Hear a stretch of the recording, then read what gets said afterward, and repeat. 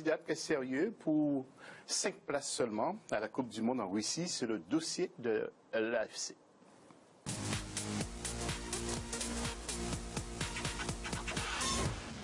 Et on connaît justement depuis le vendredi 24 les différents groupes et justement nous allons retrouver Chérif Ousmane Bardounka qui nous fait un petit résumé. Le tirage au sort du troisième tour des qualifications de la zone Afrique pour la Coupe du Monde 2018 a été effectué le vendredi 24 juin au Caire, siège de la Confédération africaine de football. Un tirage particulièrement dur pour le Gabon, le Mali, la Côte d'Ivoire et le Maroc, placés dans le groupe C. Avec l'Algérie, le Cameroun, la Zambie et le Nigeria, le groupe B promet des matchs épiques. Il est présenté comme le groupe de la mort. Il semble être le plus relevé avec la présence de 3 des meilleures équipes du continent. L'Algérie aura donc fort à faire si elle veut se qualifier. Dans ce groupe, l'Algérie a déjà été en Coupe du Monde. Le Nigeria a déjà été en Coupe du Monde, le Cameroun a déjà été en Coupe du Monde et la Zambie a été championne d'Afrique. Voilà ce qui rend le groupe difficile. Mais seulement, à ce jour, quand on regarde les critères même qui ont présidé au tirage au sort, on voit que le classement FIFA est tel que l'Algérie figure dans un chapeau différent du Cameroun.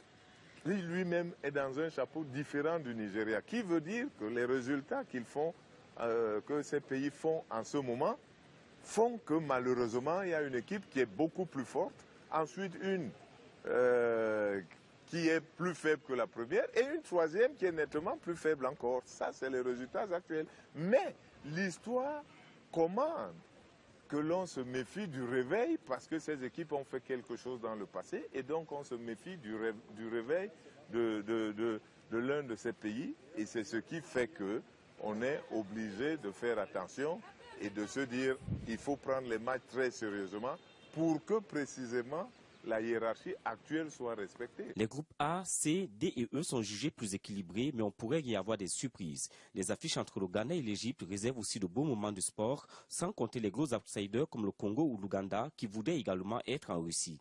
La Tunisie a quant à elle une belle carte à jouer dans ce groupe A, surtout face à la République démocratique du Congo. Autre surprise, le retour des Lions de la Teranga. 16 ans après l'espoir de 2002, le Sénégal paraît favori de son groupe D face à l'Afrique du Sud et le Burkina Faso, mais il faudra surveiller de près son voisin le plus proche, le Cap-Vert.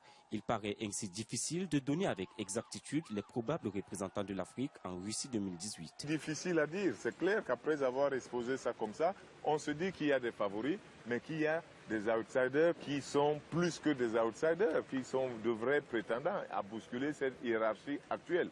Mais on connaît d'autres groupes, le groupe du Ghana, il n'y a pas un seul des favoris qui soit tranquille. Dans tous les groupes, il n'y a pas un qui dirait d'avance je suis sûr de battre les autres. Même pas l'Algérie dans son groupe ne peut proclamer être sûr de battre en même temps le Nigeria et le Cameroun. Ce dernier tour des éliminatoires africaines de la Coupe du Monde 2018 s'étalera d'octobre 2016 à novembre 2017. À l'issue des 6 journées, chaque équipe aura affronté 2 fois chaque adversaire à domicile et à l'extérieur. Seuls les premiers des 5 groupes de cette phase obtiendront le ticket pour la phase finale de la Coupe du Monde FIFA Russie 2018. Voilà, nous allons voir le tableau des groupes maintenant avec en groupe A, la Tunisie, la Libye, la RDC, la Guinée. Ça va être très très dur pour la RDC selon Roger Toto. Un groupe B, Zambie, Cameroun, Algérie, Nigeria. Un groupe C, Gabon, Mali, Côte d'Ivoire, Maroc. Groupe D, vous le voyez, Sénégal, Afrique du Sud, Burkina Faso et Cap-Vert. Et pour le groupe E, Ghana, Égypte, Congo et Ouganda. Alors,